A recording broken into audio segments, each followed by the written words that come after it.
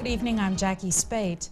History was created today as government stepped in to clear outstanding water bills to the tune of $13 million. 100,000 Fijians will benefit from this initiative. Mika Longa has more. The initiative is aimed at relieving the cost of living pressures on ordinary people. 25,000 households, businesses, schools and religious institutions make up the $13 million in water bill arrears. The biggest cause of exorbitant bills is leaked taps, pipes and cisterns. Thus, 20,000 accounts suffer from plumbing leakages, with a total loss of $6.3 million. In launching the initiative, the Prime Minister personally visited 2 households and the Ballantine Memorial School in Delevesi to write off the outstanding bills. Each of the 2 households owed $900 and $1,500 respectively, while BMS owed more than $24,000. So this is not only about forgiving debt. We are embarking on a public education campaign to get people to fix their faulty pipes so they don't get big bills in the first place. Water Authority Chief Opetea Ravai says while this is bad business practice, it has to be addressed. In accounting practices, this will be termed as bad debts. And all businesses, no one would like to have bad debts. That's what I'm alluding to. This is an historic government initiative. Pay your bills on time, fix what's needed to be fixed, because there won't be another time for this. Nikolonga, FBC News. Small handicraft vendors are losing out on business to bigger retail outlets when cruise ships call into the Suva port. FBC News took to the streets today to find out what was business like in the capital city, with the 4th cruise ship calling into port this week. From morning till midday, he had only raked in $10. Rakesh Kumar has run his handicraft business for years. Now he says the big sharks are eating the little fish.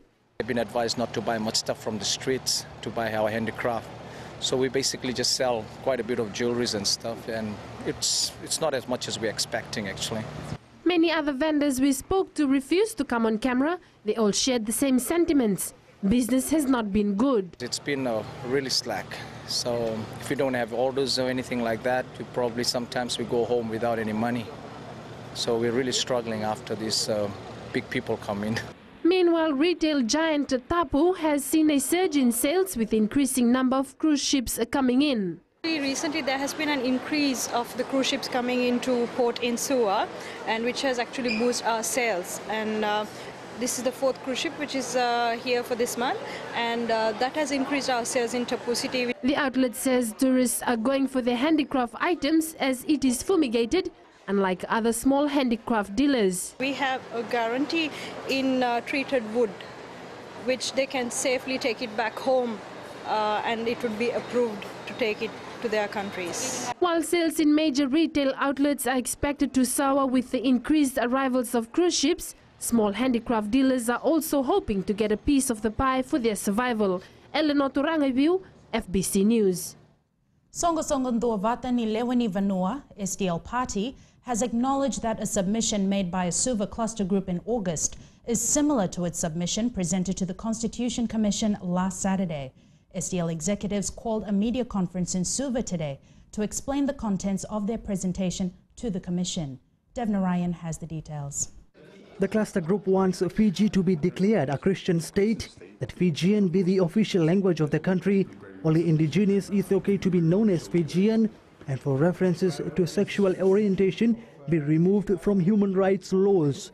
The SDL party expressed similar views in their presentation to the Commission. We've gone into some time to try and anchor why some of the things which we are recommending are being recommended, like Christian state. So the job of the party is in fact to substantiate what our supporters were saying. So we have done that in this submission. We've tried to anchor it. In this submission, we affirm the views that have been submitted by all our members throughout Fiji and Rotuma. So we are presenting an official view of the SDL.